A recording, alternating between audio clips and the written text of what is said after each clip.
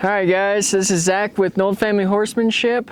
Today we're going to do round penning 101 with Athena, who you know is a wild Mustang we've trained for the last 3 years. She came from the Cedar Mountain Herd HMA down in southern Utah. We got her probably as a 2-year-old. We had to take a break in her training because she ended up being pregnant, had a baby. Now she's my go-to. I have 3-year-olds ride her and everything. She's going to be perfect for round penning. Hopefully she throws in a couple issues so I can explain those as well. What we're going to do works for all horses. Every horse you have, whether it's a quarter horse, an Arab, a Clydesdale, anything, it's going to be able to use this lesson, which is your very first lesson you should do with any horse, quite honestly. And obviously, as you can tell, she's no longer wild. She's going to be able to do things that you can't if you just hop on. I know a lot of people like to just get on the horse and go. Unfortunately, I don't think that's right. It's a disservice to the horse. I'm not saying that you should always do groundwork, but eventually you gotta look back and decide how injured do you want to be.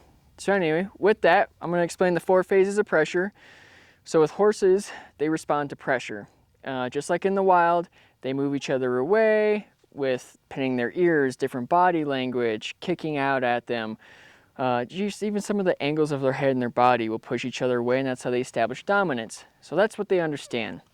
So the 4 phases of pressure are ask, tell, make.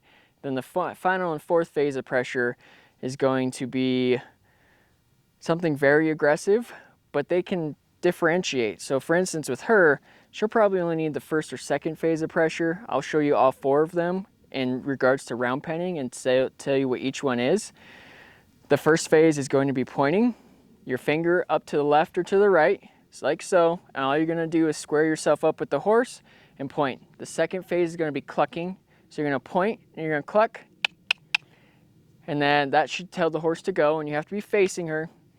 After that, you're going to point, cluck, and spank the ground with the stick and string, which you should have for round penning.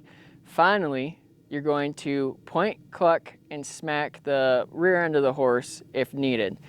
Honestly, it usually doesn't have to get that far. Typically, you want to do point 1, 2, 3, 4, cluck 1, 2, 3, 4, smack the ground 1, 2, 3, 4, and then move to the butt.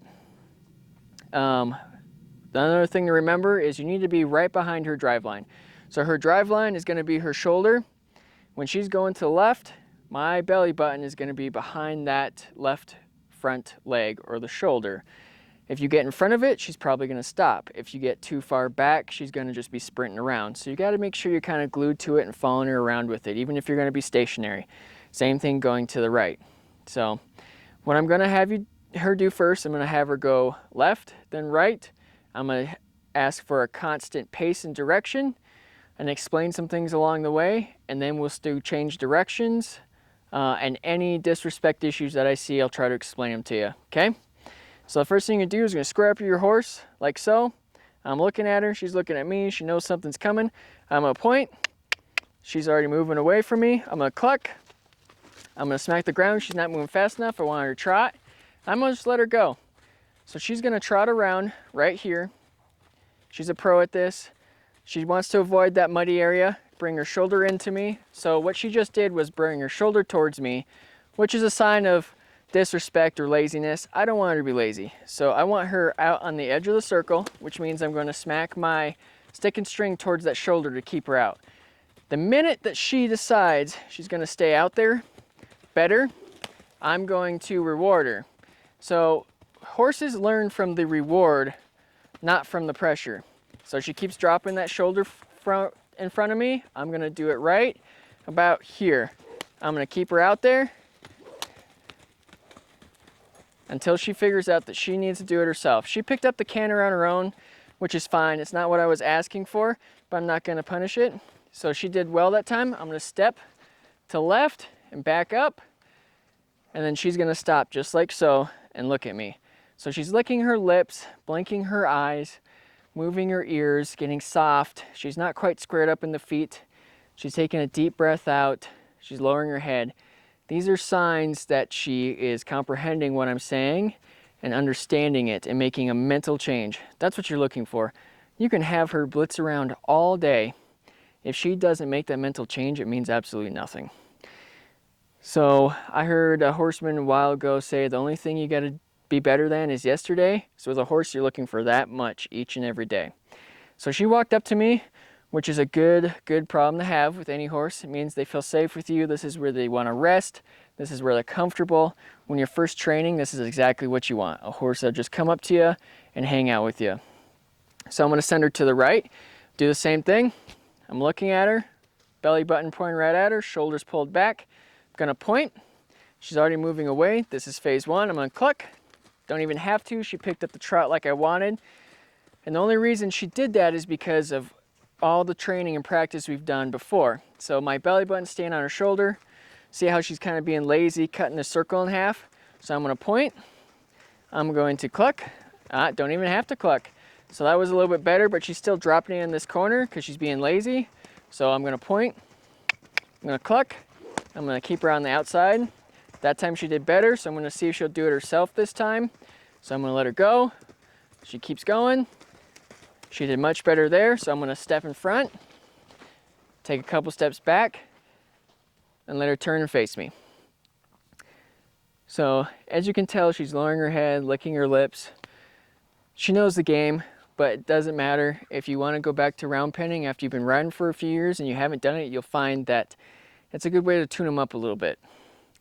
So now that we have the basic directions, I didn't obviously ask her to canter, and some of you are probably wondering what that means. So cluck means walk and cluck means trot. When I want her to canter, when I'm under saddle, I kiss. So if I want her to canter and canter only, I would kiss. So it'd be point kiss instead of point cluck. I would recommend differentiating the sounds. That way it equates to the saddle when you're ready to ride. What we're going to do next is a change in direction. This is your second stage of round penning. It's going to be real simple. Basically, I'm going to have her go one way. I'm going to step in front just like I did, but instead of letting her stop and wait, as soon as she faces me, I'm going to point and use the phases of pressure to get her to go the other direction. So let's see how she does.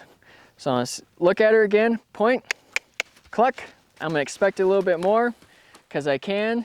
She knows how this is done. I'm going to let her trot around, probably do a full lap, and then I'm going to change her directions. So I'm going to step in front, I'm going to back up, I'm going to have her go the other way.